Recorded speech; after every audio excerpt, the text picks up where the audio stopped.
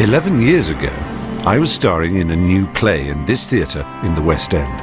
After just 3 performances, I walked out.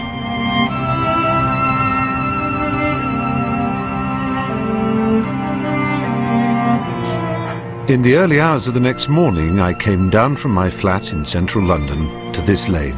I went into my garage, sealed the door with a duvet I brought, and got into my car.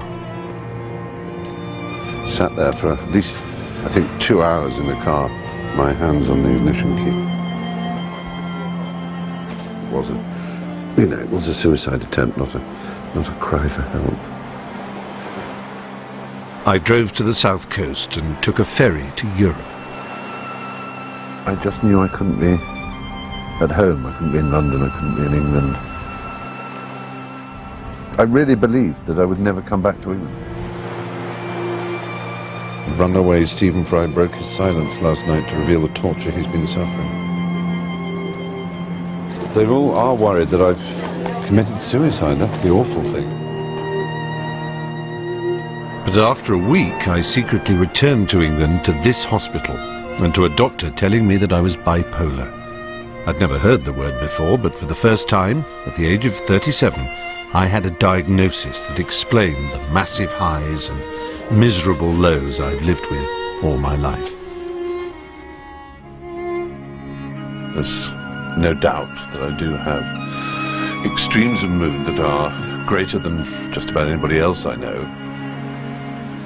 The psychiatrist in the hospital recommended I take a long break. I came here to America, and for months I saw a therapist and walked up and down this beach. My mind was full of questions. Am I now mad?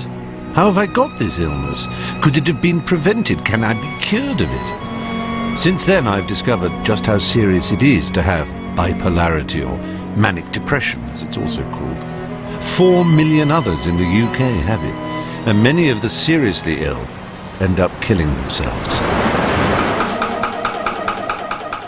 So I've decided to speak out about my mental illness, and it is a mental illness.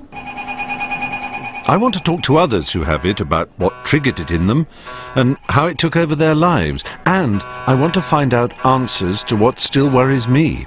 Was I diagnosed correctly? And am I getting better or worse?